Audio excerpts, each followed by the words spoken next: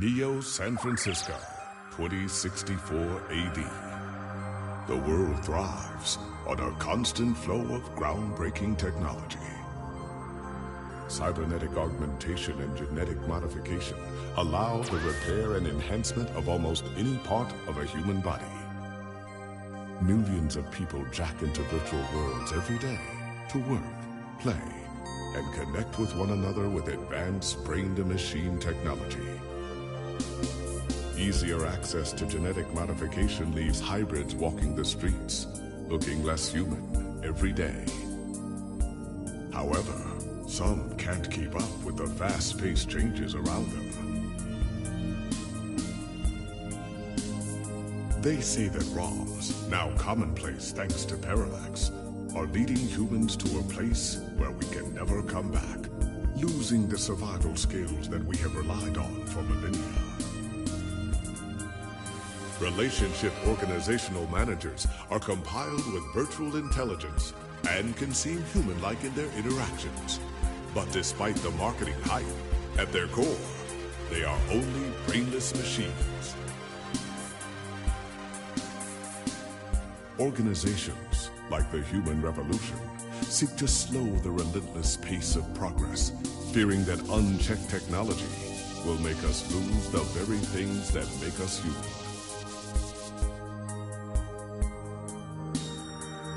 High above the rising tension below, a parallax engineer has blurred the line even further. And with this, humanity's destiny will be altered forever.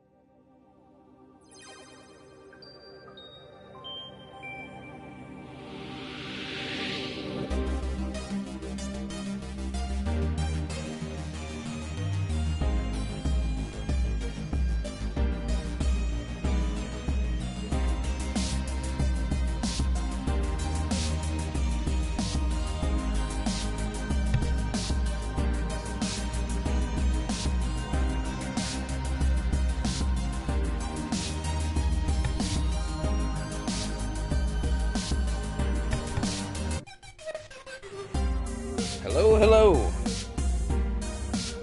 See, we have one person watching. Getting started a little bit late tonight, I apologize. I'm still trying to get a few things straight.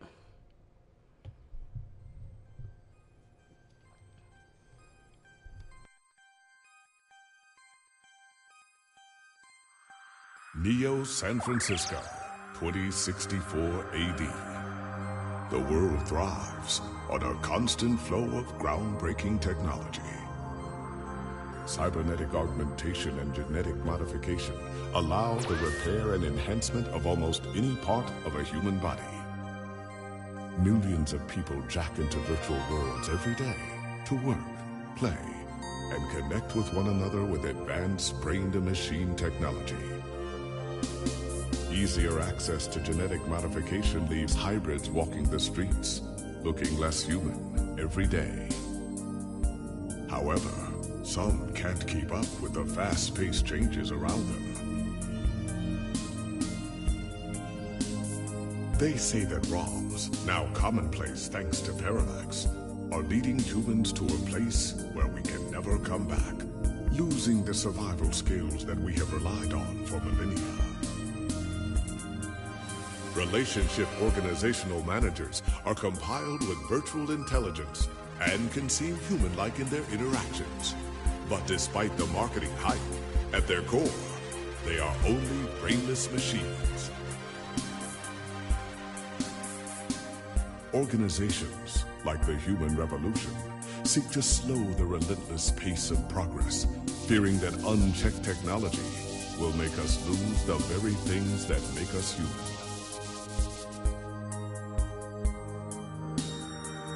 High High above the rising tension below, a parallax engineer has blurred the line even further.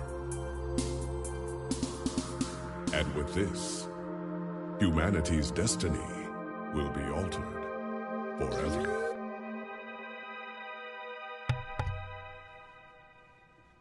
Okay, I think everything should be ready now.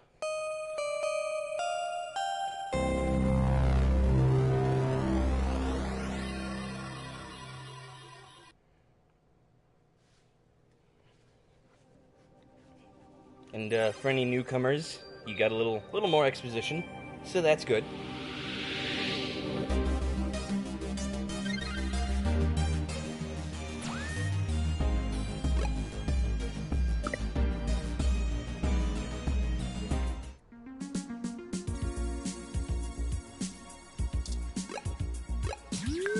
Alright, gonna try and jump straight into it, and see if we can get to the augmented eye. Not really sure if I remember where that needs to be, though. I think it might be the flower mansion.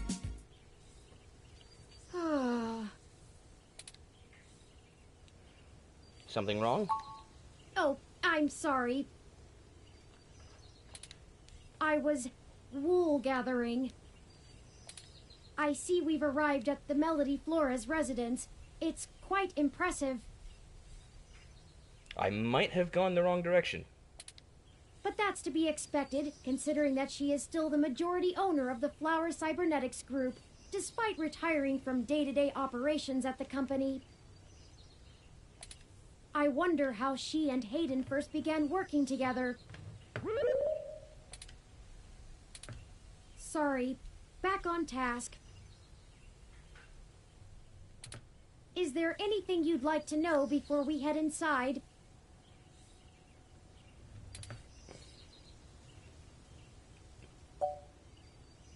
Didn't Yannick say he and Melody had a falling out? He did, and I can't shine much light on that. I know that System 1 worked with Flower to help develop the first operating systems for the Direct Link virtual reality implants, so perhaps it happened during that time. Also, Flower eventually went with a different company for future models of the implant, but there was never any public talk of a personal falling out between the heads of the companies. I'll scrape the mesh for more rumors, but they'll only be that, rumors. I can do my best to parse fact from fiction, but it blurs too much for me to be sure what's real. What can you tell me about Melody? Not a whole lot. She's largely private, in contrast to her mother's penchant for courting a media circus. Several biographies of former Flower executives show her as intensely passionate about demilitarizing the company to the point of absolute viciousness in the boardroom. But it's been a long time since her days of fighting for the company, and she's since stepped away from the helm. There's talk that she's lost her spine in her old age, but... well, I'd take that with a grain of salt. She may have retreated from the corporate battlefield, but you don't change the entire direction of a company as large as Flower if you're a quitter. Stay on your toes. Give me a rundown of Flower Cybernetics. Flower Cybernetics was established in the early 2000s by Melody's mother, Antonella. It started out developing cutting-edge medical tech, including advanced prosthesis and nanoparticle diagnostic and treatment technologies. They were vastly successful when they perfected the first synthetic nerve mesh, allowing direct connection and control between the nervous system and a cybernetic prosthesis. I apologize for any extra noise you're hearing. One of my cats has decided to try and jump up on my soundproofing again. She's keeps crouching on the desk next to the mic stand. The majority of their early projects were defense technologies for the American military, developing ruggedized military prosthesis for use on injured soldiers, and then eventually electively for special forces. This research line culminated in the development of brain-controlled androids as shock troops, long since barred by international law. Melody took over the company from her aging mother, and she fought against developing further military hardware from that point on. She pushed the company to use the BCA technology for the company's original goals of medical advancement, as well as developing the first direct link virtual reality implants. The company is largely successful on a global scale, despite continued legislative movement against extensive cybernetic use, especially brain implants. Let's go ahead and head in. No time like the present, then. Well, seeing as we went the wrong direction and wound up at Flower Cybernetics instead of at Augmented Eye, might as well.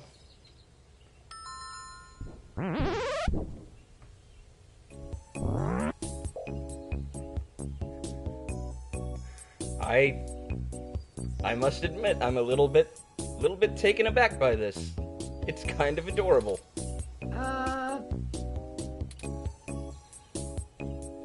Is Melody home?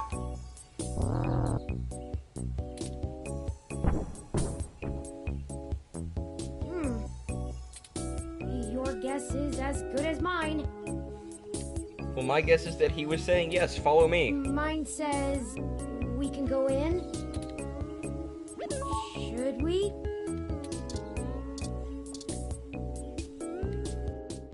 Oh, wow! Swanky! Swanky? What? I have been trying to increase my usage of colloquialisms. Yeah, but swanky's not one you hear very much. Is swanky too out of date? I don't know about out of date, it's just not very common. It's certainly before my time. Then again, this game is, hang on, I can do math. 47 years in the future? Oh, Miss Flores! Excuse us for the intrusion. My name is Turing, and... Oh, I know who you are. I can explain. I know you don't like Dr. Fairlight very much, but I assure you there's a situation. Fairlight? I didn't realize Hayden's research had become a charity case. Though I suppose little boy Yannick will throw money at anything that raises his profile on the mesh. Wait, you know Hayden? Also, we actually only just met Dr. Fairlight yesterday. Oh, that's too bad. Now Pat won't have to eat you. I keep forgetting that, like, we're on, what, chapter 3 or 4 now, and it's only been a day? Also, the bear's name is Pat, and that's adorable. I want to pet Pat. What? Though I'm not sure your gears would have been good for his digestion. Actually, madam, I'm not comprised of gears. Well, either way, he's on a diet.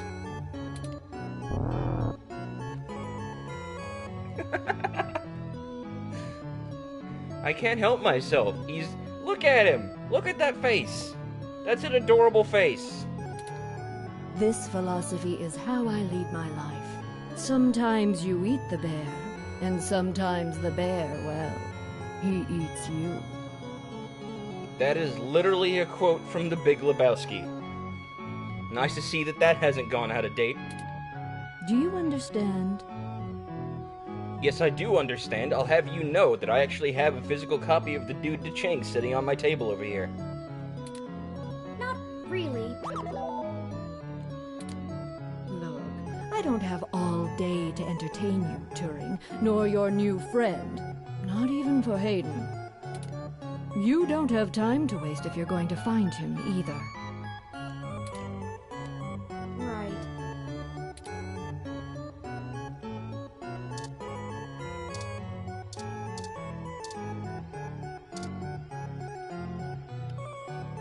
The most regal-looking robotic cat in the world sits prim and proper on the fainting chair. It looks remarkably bored at all attempts at conversation. Nope, can't use my headphones on the cat. Whoop, had it. Pat, can we talk to Pat? So, Gurr and stuff?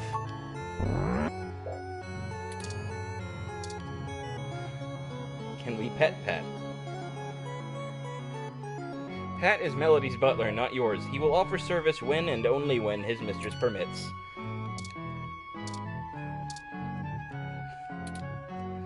Whoa! That little helmet he wears is constantly translating the TV into growls and grunts so his ears can understand.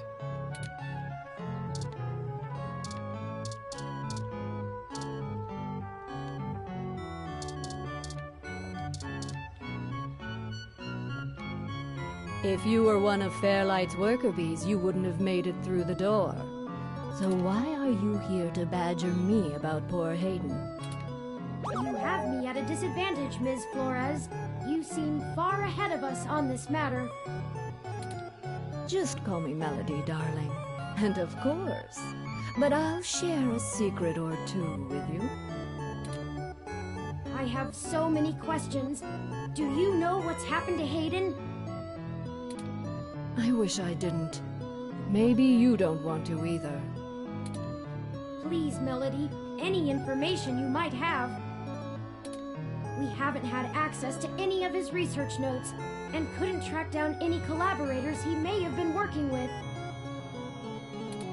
Perhaps if we know more, we might be able to nail down a solid motive.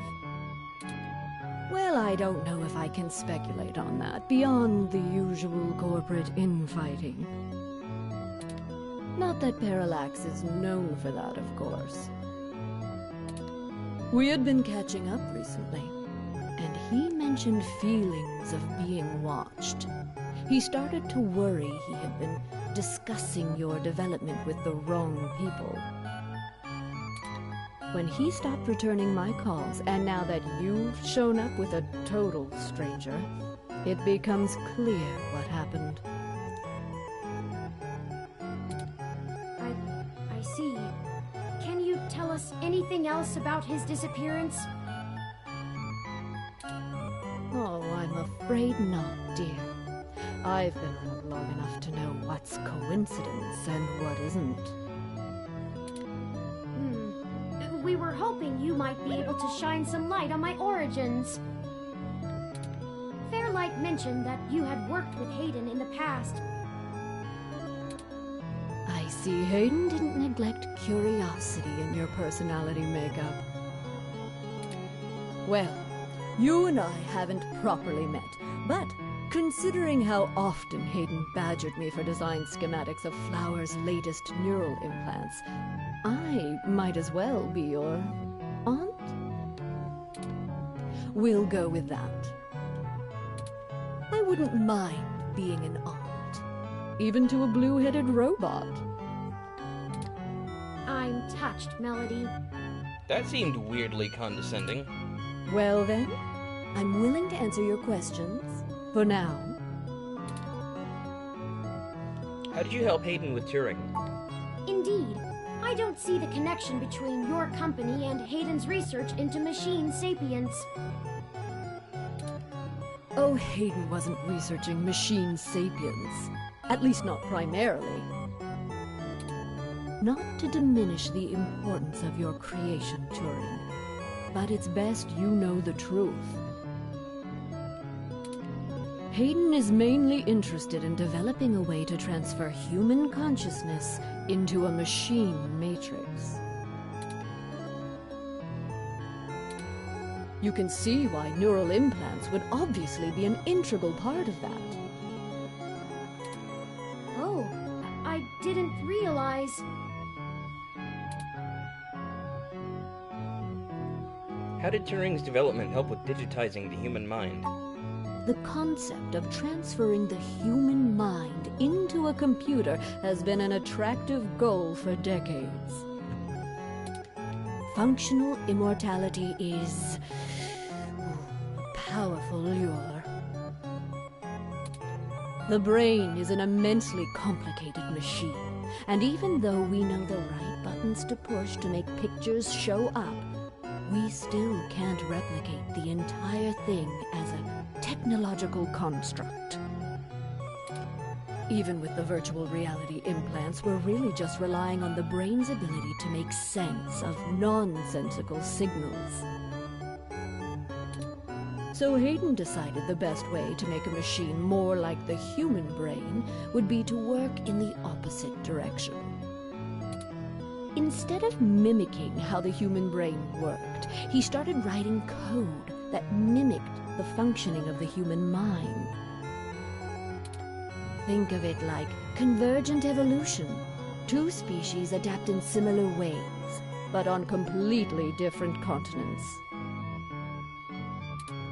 Hayden is a crack programmer when it comes to information collating. It's why Parallax hired him when they did. So he wrote a bunch of self-modifying learning algorithms that were, frankly, baffling, and let them loose. Poke and prod them here and there to make sure they value the same things humans do. And we eventually end up with you, Turing. Interesting. Hayden never revealed any of this to me. I imagine he's pretty tight-lipped. You were the first prototype he considered a real success, and he was afraid of contaminating your development before he had a chance to make good observations. Can you elaborate on your involvement? Phew, if you can even call it involvement. It's a small city. And if you're in the tech sector, you are never more than 2 degrees removed from anyone else. When he started looking into this pet project of his, he came right up to my door and demanded access to the research logs behind our earlier implants. Cheeky, but it was impactful and disruptive, as they like to say around here. I couldn't care less about Flowers' patents anymore, so I gave him what he wanted, just to see what he would do. I'm frankly more impressed than I expected I would be, but don't tell him that. Don't worry. I won't. Oh, that was a compliment, dear. So Hayden wasn't invested in Turing's development? I didn't say that. Hayden was quite interested in Turing, even if he is just a step to further research. In fact, he was preparing to publish his findings involving Turing, and I know it's going to make one heck of a splash in the scientific community. See, the most impressive part about you, Turing, is that you're surprisingly stock. I assure you, Melody, my construction involves only the latest and greatest in ROM prototype technology. Exactly. You're not off the shelf, but you're still just a souped-up ROM, more or less like every other one out there. Hey, lady, back off. Your personality algorithms are impressive, but they don't require some new space-age technology to work. Hayden is going to propose that human consciousness transference does not require special brain-like hardware architecture, but merely the right software wrapper to interface with the hardware. Much like how you function. I suppose that is correct. Still, my personality matrices do take up substantial amounts of my processing power. And that was still a very rude comment. Wouldn't custom hardware have capabilities that better serve such a demanding specialized task? Sure. There's still plenty of reason in trying to make a computer that works just like a human brain. Efficiency is an important part of that. But if Hayden can emulate the human mind in existing technology, it means we can start the immortality now, rather than waiting for hardware to catch up with Hayden's software. Frankly, I'm not terribly interested in living forever, but there's more than enough people who are. Thank you for this, Melody. I understand so little of my origins. Well, I'm sorry I don't know more of the specifics. Hayden kept me up to date on his progress, but only in the vaguest of ways. If you can hunt down his notes, I'm sure they'll tell you more. Of course, we'll keep looking. Now, perhaps we could ask some other questions? Sure. What's the story between you and Fairlight? Oh, hell, that old bastard and I have been flashing daggers at each other for the better part of 20 years. I contracted out the software development for our first-gen direct-link VR neural implants to System 1. Things were going great, but after the first models sold like gangbusters, Yannick tried to get into bed with me, literally. And so that's worth a 20-plus year feud?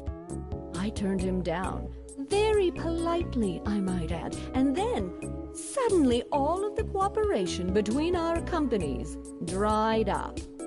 Something tells me that's not the whole story. We've been at it back and forth ever since. I'd be damned careful about trusting him if I were you. He's a snake, and he'll do anything he can to get what he wants. Still, I suppose if he tried again now, I might not turn him down. It would be fun to needle him about me still having my own company when he doesn't have his. Oh yeah, because Fairlight got bought out by Parallax. Forgot about that.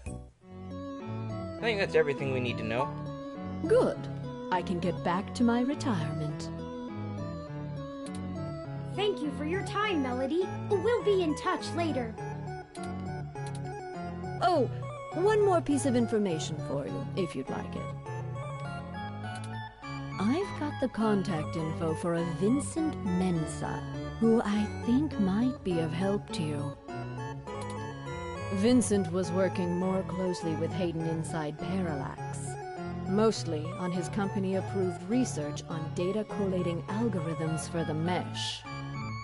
I'll send him a message and ask him to meet you somewhere. He owes me a favor anyway, and might be able to give you some more information on anything else Hayden may have been working on.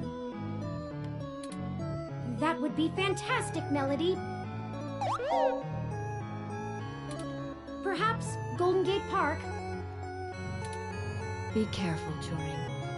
I don't like Fairlight's stench all over this scenario. Don't show him too many of your cards.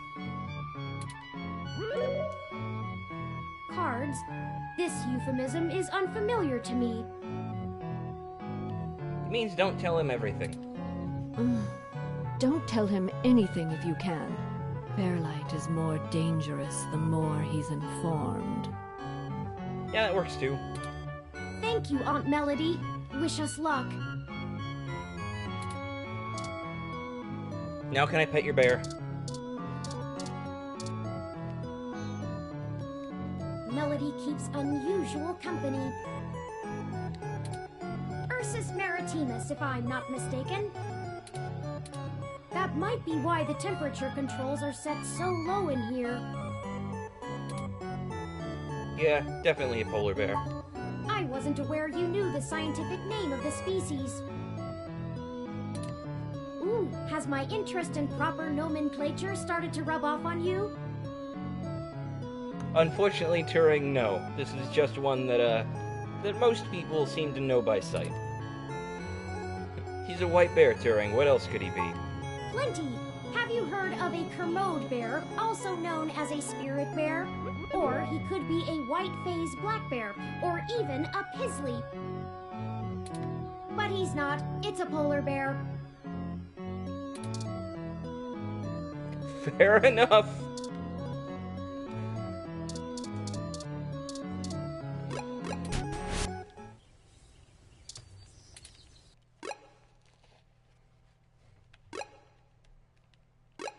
And I don't guess we can follow up on the augmented eye lead, since I decided to go to the wrong place. Still take a look, though.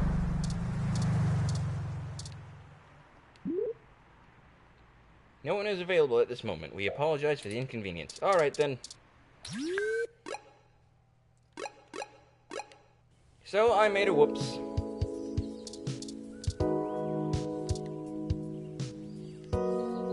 You've never seen this person, and they appear to be waiting for somebody.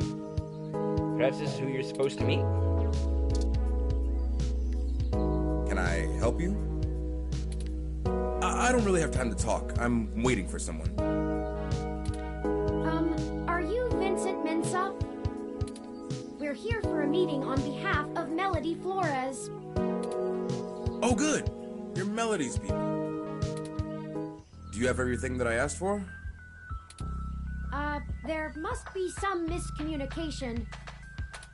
Melody said that you would be able to provide us with some information about Hayden Weber's projects within Parallax. He has gone missing, and any information we get may be useful.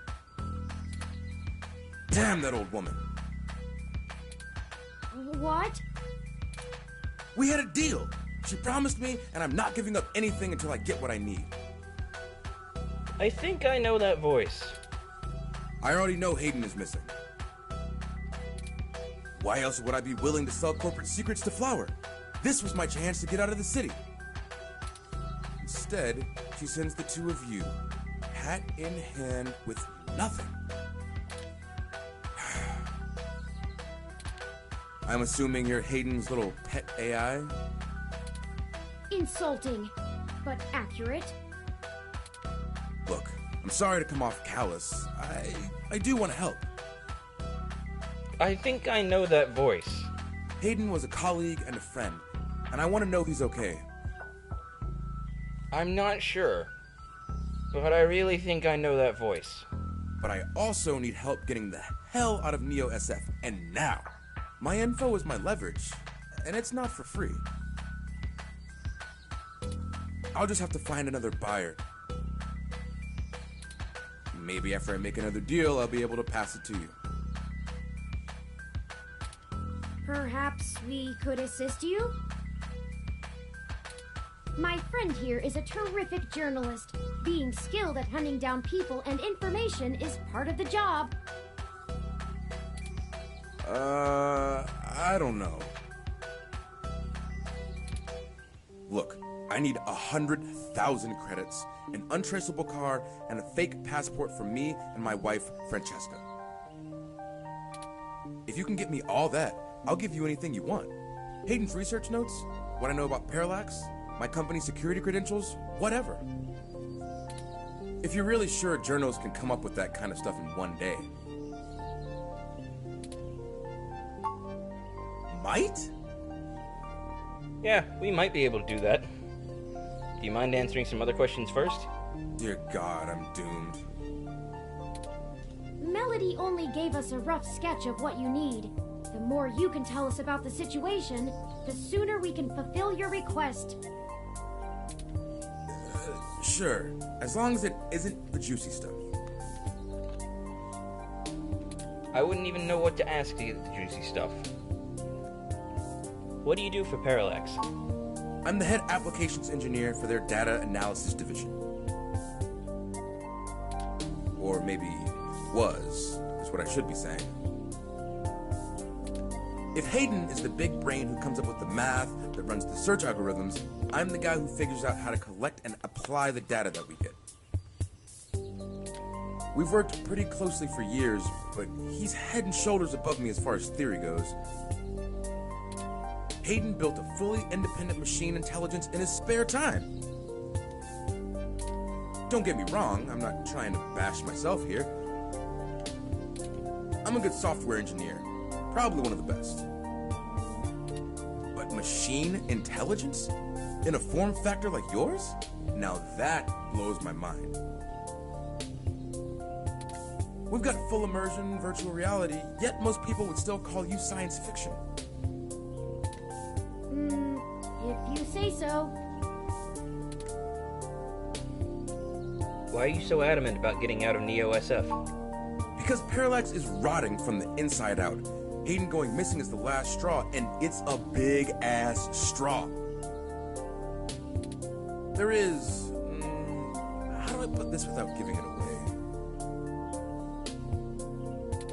There's a new project about to roll out, and it's going to change everything about how Parallax does their business worldwide.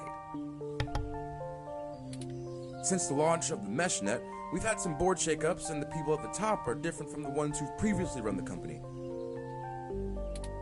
The altruism the company displayed in the past is gone. They're harder, more ruthless, and more concerned with profits and power than ever before. Not just richest company in the valley power either. Real power. My guess? Parallax got rid of Hayden because he was about to do something that would get in the way of that. If they're willing to get rid of the brightest mind on their payroll, what's to stop them from getting rid of me? There's a half-dozen people who could do my job. So I'm getting out before I accidentally step on the wrong person's toes and end up at the bottom of the bay. Do you know anything about Hayden's disappearance? Nothing concrete. I probably wouldn't have noticed anything out of the ordinary. I mean, Hayden goes out for a couple days all the time, right? Conferences and guest teaching. He doesn't exactly share his itinerary with me. I tried asking around and no one will say anything. If he had jumped ship, went to a different company, it would be the talk of the week at the water coolers. Instead, dead silence. Thankfully, he allowed me to keep backups of most of his work, simply because I cross-referenced it so much. He didn't like having it all in one place anyway. Bring me what I asked for, and I'll tell you more. Thank you. We'll go get those things for you. I need to make some calls, and this park ROM is fun. I want to poke at it a bit. If you do manage to get what I need, bring it here today and you'll get anything you want. Forwarding photos and info for the passports to Turing now. And I really hope you can do this. I'd rather give it to you than some other corporation anyway. See you soon. I'm not quite sure where to get fake passports or an untraceable car. The only shady folks we know are those punks who vandalized Hayden's apartment. I doubt they could point us in the right direction, but a long shot is better than no shot. Well, you're not wrong. We don't know where they are, though, so for now we should focus on getting the money for Mr. Mensa. Maybe Dr. Fairlight or Melody could spot us the credits. That certainly is no small amount, but is unlikely to cause much consternation for either of them, assuming they are as dedicated to helping as they claim. Melody is assumably home as usual, and Fairlight did let us know he'd be at the hospital. We could ask either of them for assistance. Up to you to decide which would be a better course of action. Well, I'm not really sure I trust either of them, truth be told. I will say, though, Yannick does seem to have a more personable attitude.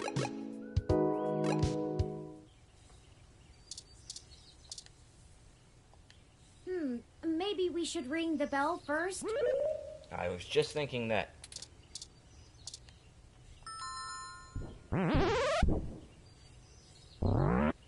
Hello again, Pat. Hello, Pat. Could we see Melody?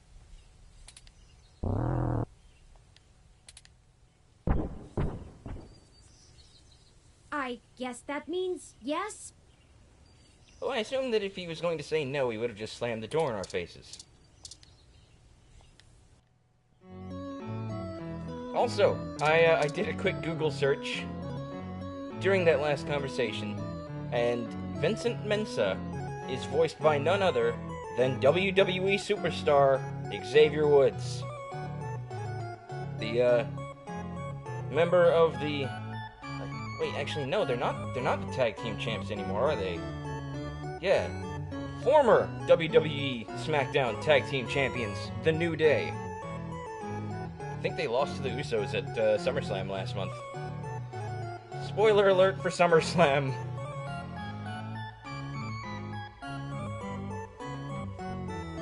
Yeah, that's what came up when I searched for it.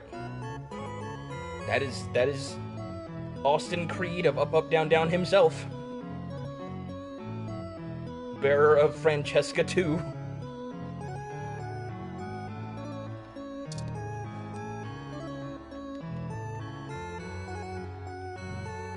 Touring. I'm not saying I don't like seeing your little pixelated face. You're certainly better company than most of the humans I have to deal with. I feel like there's a really big and really rude butt coming. But I am a busy woman, you know? Lots to do. You're retired. What are you doing? Right, Pat? See, even Pat doesn't know what the fuck you're talking about.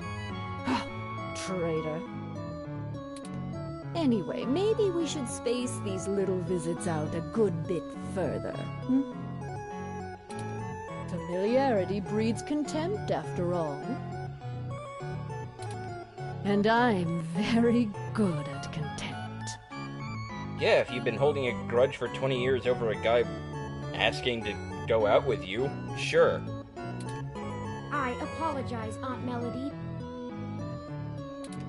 You've stated before that you like your peace and quiet, but we need your assistance.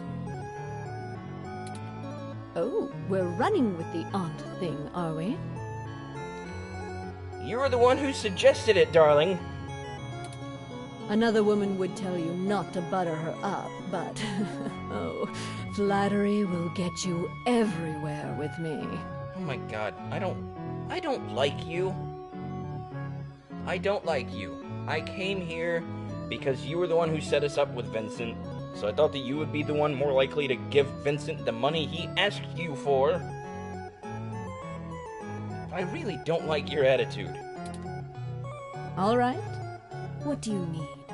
You're incredibly condescending. Vincent needs help getting out of the city. I can only imagine. If he's willing to turn coat on Parallax, I bet he feels like a mouse in a cat farm. I know they don't actually farm cats, Pat. It was a metaphor.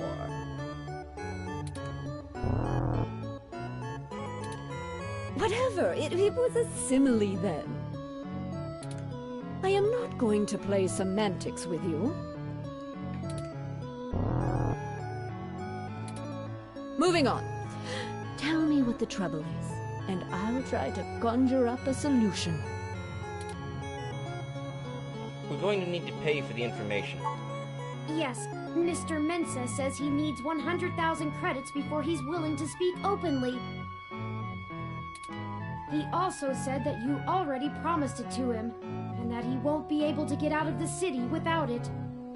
Which is why we're here. He'll give us the information once we have that, plus a few other things I'm certain we can get on our own.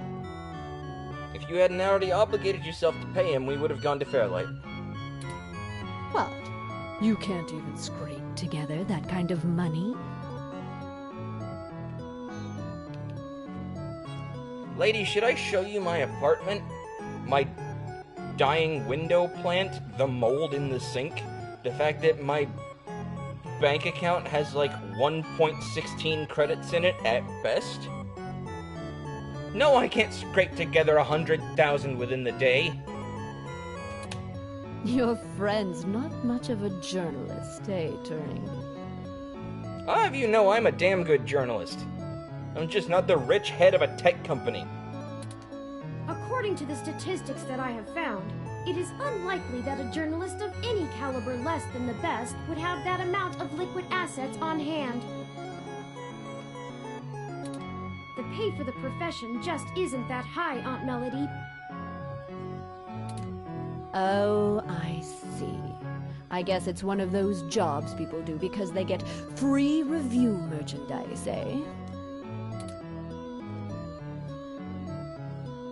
Or it could just be because I like the idea of journalism, I have a lot of respect for the field, it's something I'm good at, I'm concerned about the issues.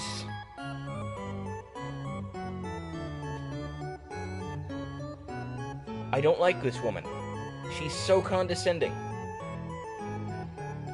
I'm right here, you know. I can get you the money, Turing. But only because you're family. Just give Pat a few minutes to gather it. Yeah, just keep moving, you big brute. While we wait, is there anything else you want to grill me over? Might as well save us both another visit. Maybe Turing has something to ask? I do. It's a little personal, though. I'd understand if you didn't feel like answering. Just shoot, Turing. I can take it. Long ago, you lost your mother. I was wondering, how did you deal with it? Hayden's only been gone for a few days, and I already feel like my circuits are going to lock up for good. Oh, Turing, I'm not the right person to ask. I hated my mother. She's everything I thought wrong in the world, and when she was gone, I felt nothing but relief that I could start undoing the damage she did. Never mind the fact I had to watch her waste away from the cancer. Death was a blessing for us both. Besides, you'll find Hayden soon. Keep your chin up. Oh. Blast it! Enough with this subterfuge! We already know Hayden was killed. Oh, no. You said you knew. I won't be getting him back. I'm sorry, Turing. I still don't know what to tell you. I've lost people, but never anyone close enough to wound me. I don't know that I've ever had anyone close enough to do that. If you feel like talking about it, I'm willing to listen. Or make Pat do it anyway. Thank you. I don't know. Stick it out. Time heals all wounds. Or so they say. This too shall pass. How smart is Pat, really? Smarter than I give him credit for, that's for sure. It's not the easiest thing in the world to measure, you know? He doesn't process language in the same way humans do, and even if he can understand me, my translation program just guesses at what he says most of the time. Oh, you have a translator running from your neural implant. Ah, yes, I'm cheating.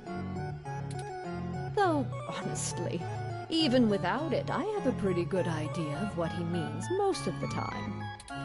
We've been together for a while now. Considering it only really works on large, typically predatory mammals, we don't have a lot of test subjects. It's a minefield of ethical concerns beyond just being prohibitively expensive. I wouldn't think there was much that you would consider prohibitively expensive. So Pat is a bear apart. At least until we can figure out how to apply the modified neural pathways without frying the brains of 90% of the subjects. The tech we developed is good. It just has a damned high mortality rate. Maybe one day there will be a bunch of talking tigers and dolphins building cities in the sea, but for now, we're stuck with creating beasts out of our own species. Well, that seemed awfully dismissive of the genetically modified people. Some of them didn't exactly have a choice in the matter, you know. Being alone is easier, and Pat isn't such bad company. I mean, what do you want me to do? Cry about never having a husband, a few kids, and a white picket fence? I had a company to run, and my mother's legacy to fix. What's to say some spawn of mine wouldn't do the exact same thing to my flower, just the other way around? This branch of the Flores line will do well without any more knives being inserted in backs. Thank you very much. You have that much enmity for your mother? Have you seen what she did to North Korea? It's a wasteland of death and destruction. If we had kept going down the path she charted, the whole world would be like that. The information on the mesh does seem to paint a grim picture. Grim barely scratches the surface. I've been there. Alright, but the problem I have with this, though, you're worried that your child would turn the company in a direction you don't like. But what if, when you die, the person who takes over the company does exactly that? Or not even when you die, you're retired, right? What if the person running the company now decided to do that? At least under the Kims it was barely functional. Now, my mother's monsters have ripped every last resemblance of humanity from the land. They stalk the night like horrific creatures of legend, keeping the populace in line through constant fear. A horror story straight out of the pages of Bram Stoker. That's her legacy. So I can't imagine I'd be a very good mother, just from the example I have to work with. That's life. I don't have any more regrets than anyone else my age does. My legacy will speak for itself, as my mother's did. We're short on time.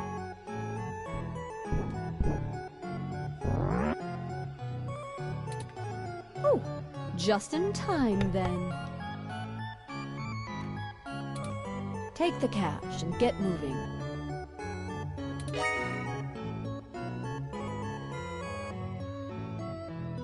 I can finally get back to whatever it was I was doing before you burst in here. Thank you, Aunt Melody. Your help has been invaluable to us. Yes, yes. Brown nose later.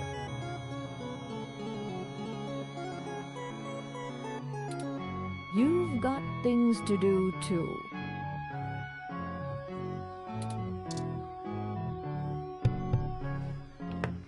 Well, at least now we can get away from this woman. I did not think I would feel such a strong resonance with Melody. We're connected by the barest of threads, but she is already important to me.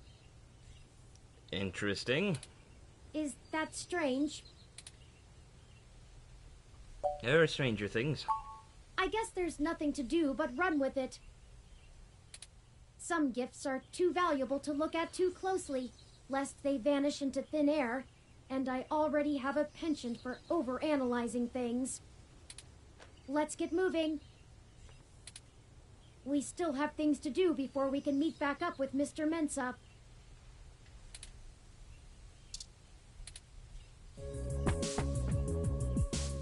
Detective Rivers, to what do we owe the pleasure? I managed to hunt down those twerps that roughed up Hayden's place. Got this back for you. Hooray! I dragged them in, but without that thing, I'm only going to be able to nail them on the vandalism charges, not the theft. Does this mean the police will finally let you move on with the real case? Nope. They're going hard after whoever took out our bot yesterday, and the place got tagged way before the assault.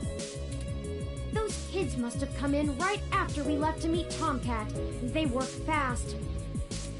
They made it out before the police ROM ever showed up, so the brass doesn't really care about them. I hope this computer chip thingy was worth the trouble. I've got them rotting and processing right now. Figured I'd let them stew while I drop this off. Could do wonders for their attitudes. Especially the tall one. Mouthy punk.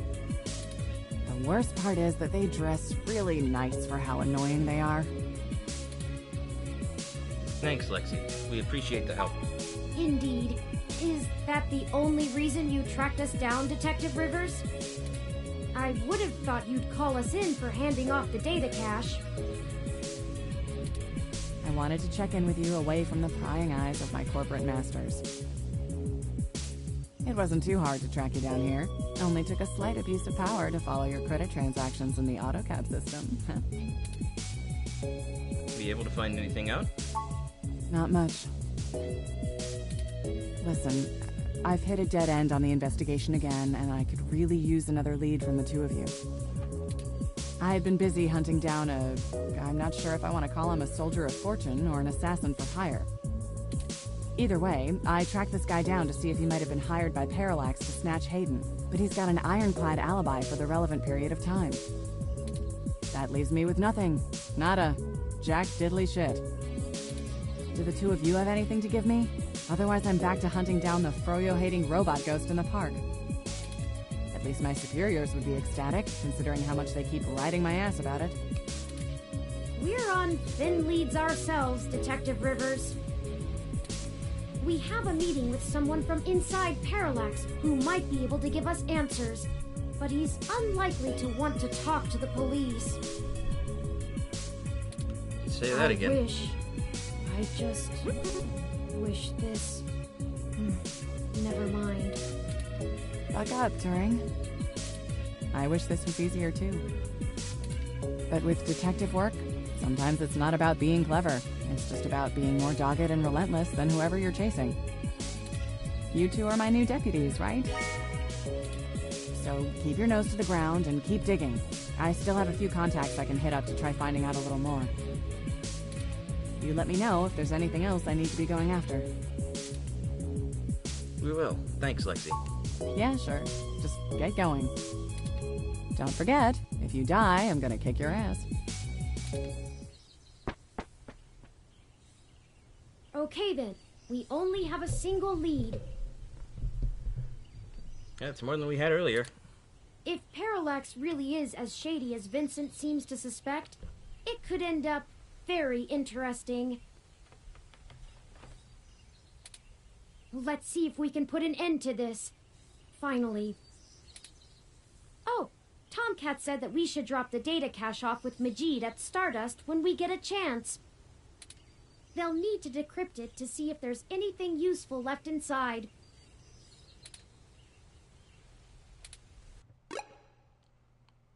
No, I wouldn't say that I wouldn't say that I'm new to it, seeing as I'm 4 episodes in, each one being about an hour and a half long.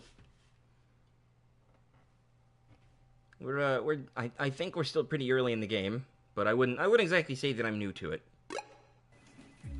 I didn't expect you to show up here. Oh yeah, we did need to go to Stardust, didn't we? I was just about to wrap up booking these two, now that they've had a little time to sit underneath the weight of their shenanigans. Shenanigans! the hell is this chump? I mean, this is my first time going through it, but I wouldn't exactly say I'm new to it at this point. The ROM is owned by the guy whose place you trashed. They're both helping clean up your mess. Huh! We didn't do nothing that bad! This is bullshit! Oh, my dad's gonna kill me! Yeah, well, you should have thought of that before you decided to take your street art to the wrong street.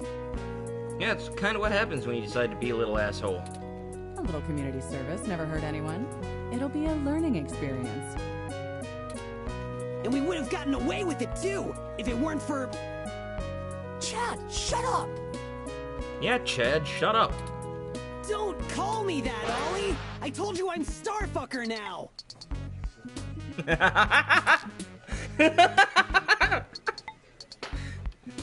Really? Really?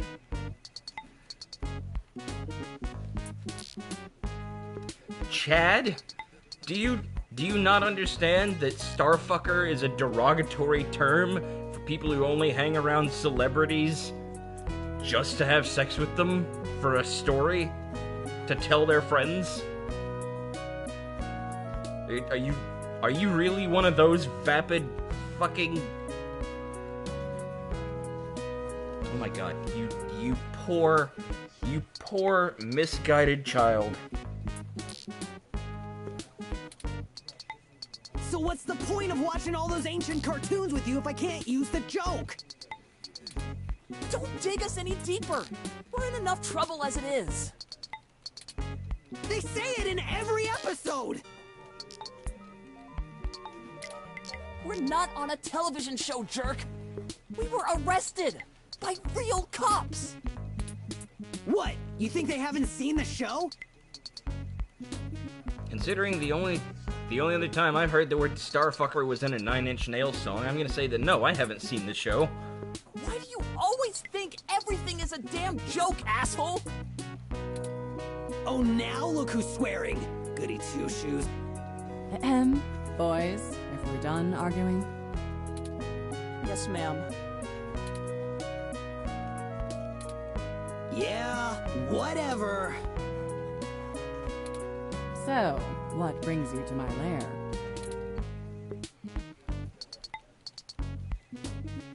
Mind bending the rules a bit? These two might be able to help. Oh yeah, sure. Let me just toss all this paperwork in the trash and break procedure on your whim. Really? No. That was sarcasm, Turing. I don't want to help these two jerks anyway. They think they're so bad, sticking their tough cop buddy on us for no good reason. I ain't got time for this. So you'd rather do the community service? And have her call your dad? No. We're totally glad to help. Couldn't be happier. Just don't call my dad. Shut up. Just shut up. We really could use their assistance, Detective Rivers. It's my apartment in a way. Isn't it up to me to decide whether I press charges? Not even remotely. Yeah, I was gonna say, is it even legal for a ROM to own property? But fine, take 'em. I can't handle being within earshot of the blue one any longer. Aw, I thought we were really making a connection, Detective. Sorry about Chad, ma'am. He doesn't mean harm. We're very grateful. We both need to check in with our families first, so we'll meet the two of you back on Market Street, if that's okay. Of course. We'll meet you there, Oliver. What a waste of my time. How about you call this their community service? And you call Chad's dad. Tell him what a little piece of shit his son Starfucker is. Sorry again, Lexi. We'll make sure they're useful to the case. Don't worry. It's a hassle, but you know what we say. Gold in peace, iron in war. Back to the grind again. Stay safe, deputies. My kitty has decided to come say hello.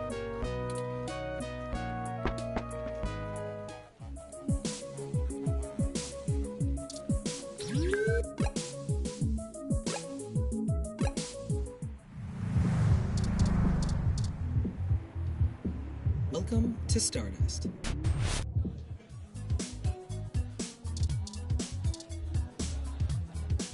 And I need to leave the data cache with Majid. All right! Tomcat asked me to take that off your hands and pass it on to them later. Thanks for getting it to me. I won't pester you about what it is. I know things are always very hush-hush with Tomcat. I'll make sure they get it later today. Excellent. Thank you. Okay, now on with our quest.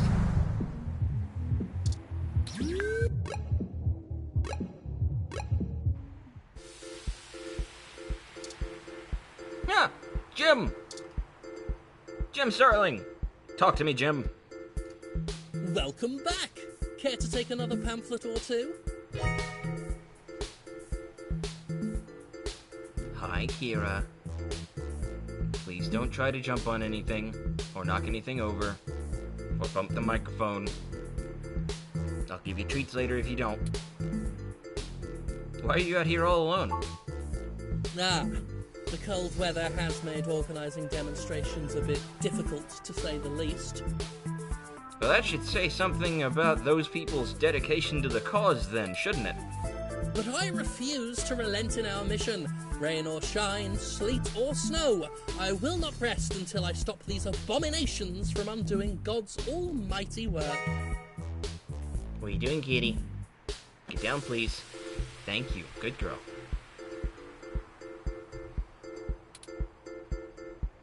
Won't shutting clinics like this down cost lives? That's a leading question. Of course, some people have life-threatening afflictions, and it's a good thing that science has evolved to treat all kinds of diseases. Simply wanting cat ears and furry tails does not constitute a disease. A disease of the mind, perhaps. If the government strictly limits genetic alteration surgeries to only life-threatening emergencies, well, that would be a start towards undoing the damage. Would it? In your mind, would that really only be a start? Would that even really matter to you? We are not God. We were made in his image, and his image did not include fur. Yeah, well, in most cases his image also didn't include...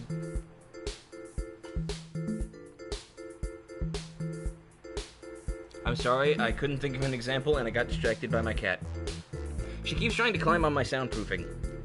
And I'm afraid if she does, she's gonna knock the whole thing over. Anyway, moving on. Why is someone with genetic modifications less human? I feel it's rather simple. It's even in the name. Modifying genes means we are changing the very DNA that makes us unique. We're giving doctors, among other people with a severe lack of understanding of the human condition, the right to make us into entirely new species. We are the byproduct of tens of thousands of years of natural selection and evolution, and now these people want that progress to just be reduced to a formula, to be injected into your skin at your convenience? And why? To fulfill some sick fantasy. We have VR dramas. Leave your imagination at home. You know, it's not... What's so sick about it, Brian? Besides, why should we give these self-proclaimed animals the same rights as humans when they clearly don't want to be human?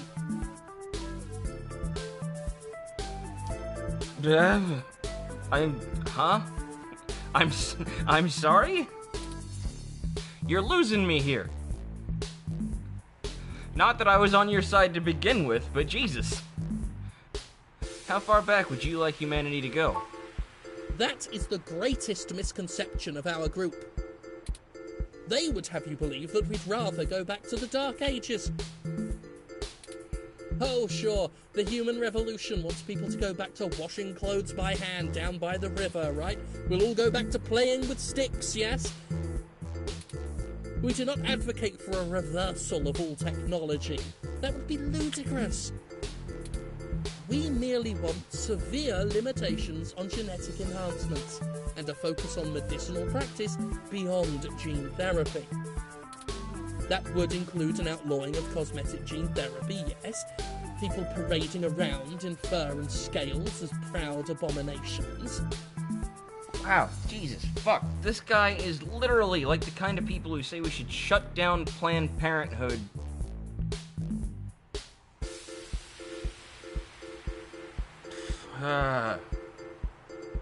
Not even the fact that you're voiced by Jim Sterling can save you, sir. We need the government to protect these patients from themselves.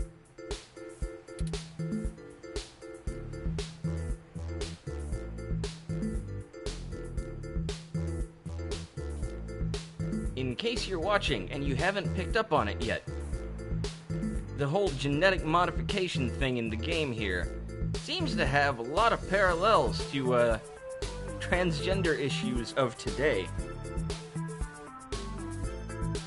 With that in mind, as a transgender person, I'm having a really hard time not being a little bit frustrated, Brian.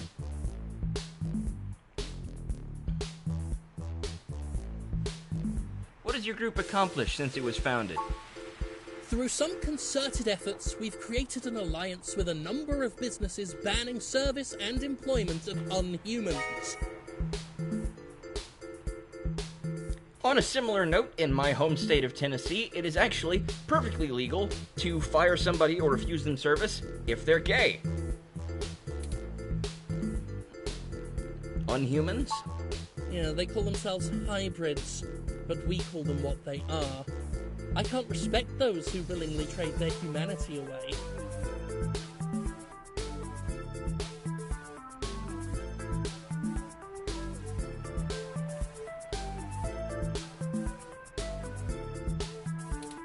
Thanks to our efforts, many local businesses are finally gaining the confidence to only serve human beings.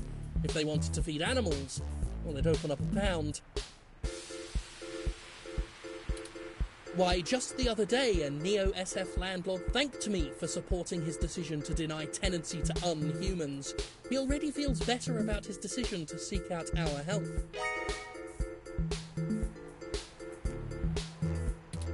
Plus, can you imagine the cleaning fees? What cleaning fees? People own vacuum cleaners. Great! Do tell me when you get the article out. I love to read the comments. Forgive me if I'm wrong, but doesn't most of the MeshNet speak critically of your organization? I'm sure that's why he likes it. Oh, that's cute. The robot wants to join in the discussion now. Are you gonna start talking shit about Turing? Yes, this is true. Though historically, most revolutionaries are unpopular when they're in the middle of the fight. I sleep comfortably knowing that history will be on my side. Oh, you're serious? I'm sorry. I'm not gonna lie, you haven't really convinced me. Ah, I suppose I have come to expect that. Never mind. Write what you wish. When the city falls, and we have an earthworm as mayor, remember that all of you thought we were loonies. Thanks for the interview. I'll let you know if I need anything else. Oh, please do. Have a lovely day now. And remember, God designed you perfectly just the way you are. Yeah, except 50 years ago, God himself would have said that I was an abomination.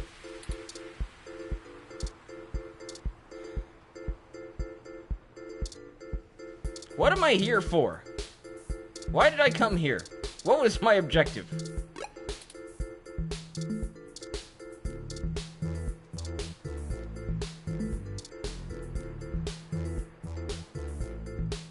The map said to come here. I don't know why.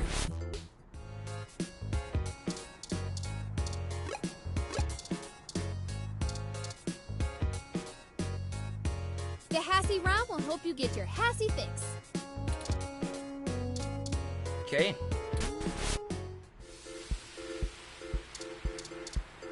I have no idea what I'm doing here.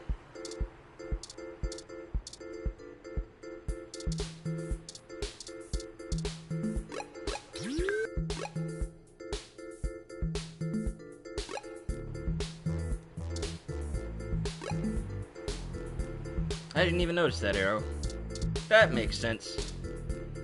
Yes, and I also just noticed the chat. I'm sorry, I was paying more attention to the conversation. But what was it? Scroll down. What do you think about genetic mutation with humans in IRL? If it ever did happen when we actually get to year 2064. Okay, I think what you mean, rather than mutation, is modification, and it's not something I would be opposed to if it worked as well as it does in this game. Frankly, though, I'm not sure if by 2064 it will be at that point, and even if it was, I think the human revolution would have a lot more supporters than it does. I think that there would be a decades-long fight.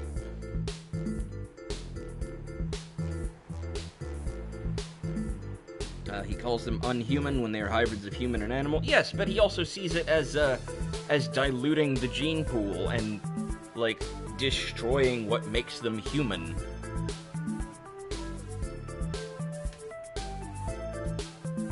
Alright, anyway, we've got some time left, why not? Let's talk to Oliver.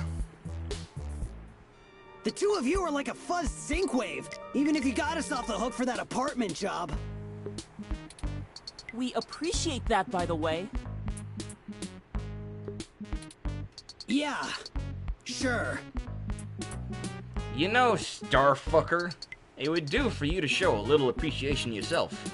Let's just get this over with. Riding this out is freaking exhausting. Then we'll be all squared up. For good.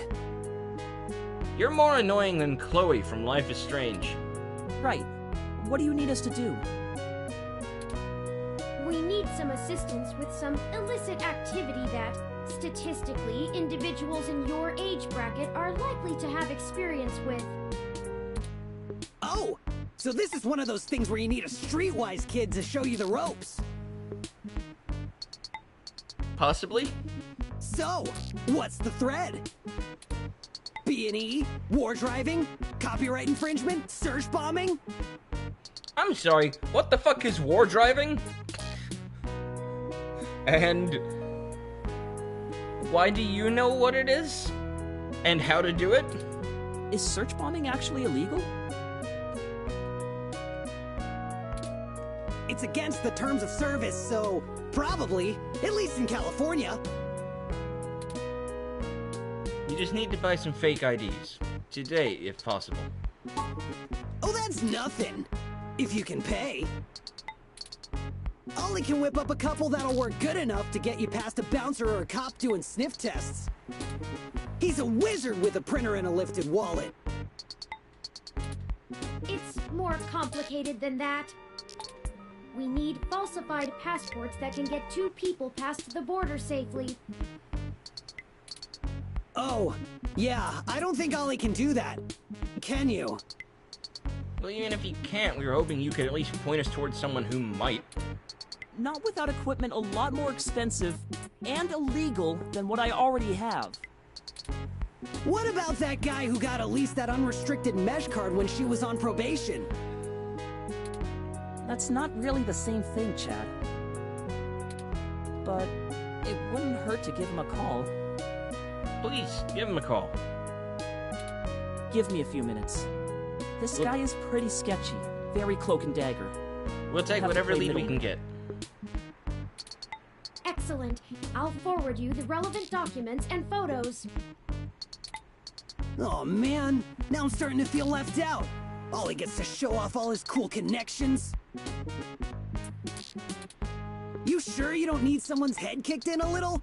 That's my area of expertise in our little duo. Feck off. Well, that and petty larceny. we might have something that will suit your skill set. Let's just get the passports first, if you can stay calm for that long. This fucking moron's gonna be in and out of prison for the rest of his life. You sure yap a lot more than any of the ROMs I've ever owned. What's the deal? You install some new conversation routines Ollie ain't had the chance to nerd out about yet? Well, they're top notch. Very bleeding edge. I don't run traditional ROM VI personality software. I am, in fact, the first fully sapient machine intelligence. Well, at least that I know about. Which means what exactly? In English? It means he's practically a person. They're practically a person. I'm sorry. It means he's a person, Chad, not a toy. Now keep it down. I'm still on the phone. Oops. And yes, what he said. Well, that's awesome. You ain't so bad. For a tin can. Fuck off. Tin can? Really?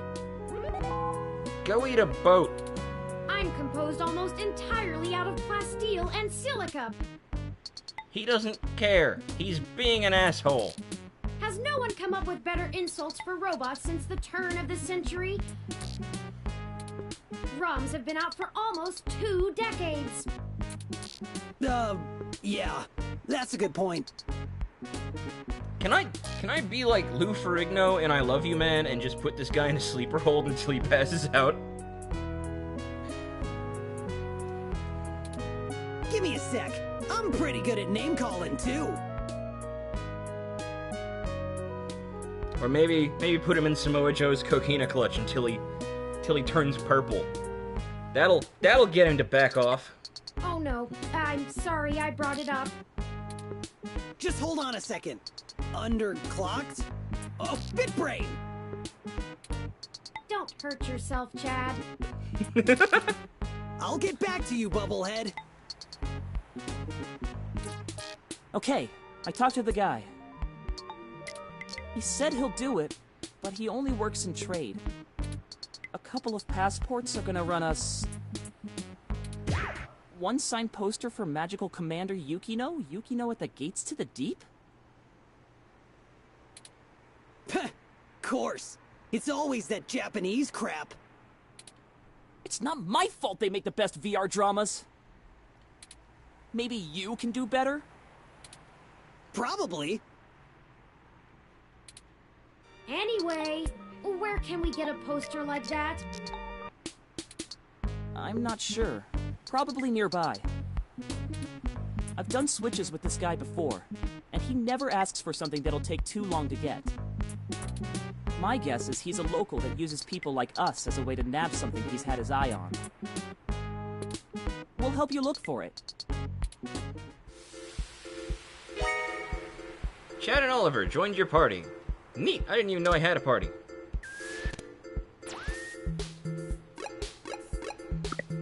Although, we've been going for about an hour and a half now.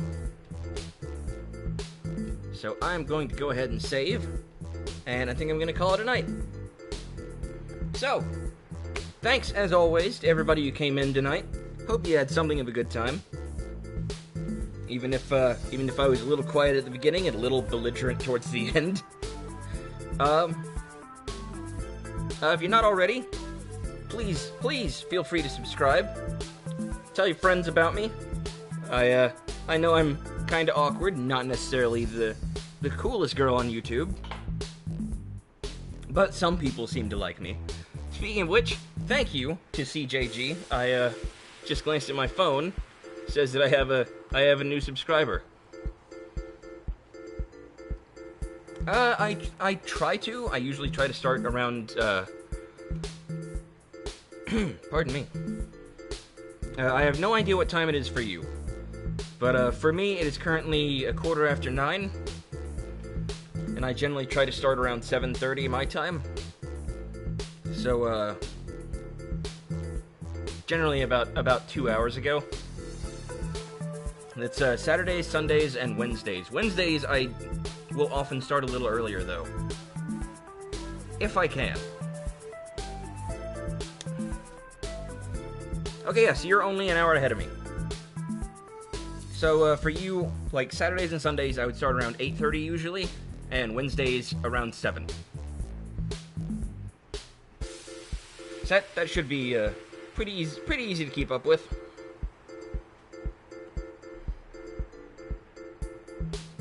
Yeah, like I said, thanks for everybody who came in. I wouldn't be able to keep doing this without you guys. And, speaking of thanks, I have a Patreon down in the description.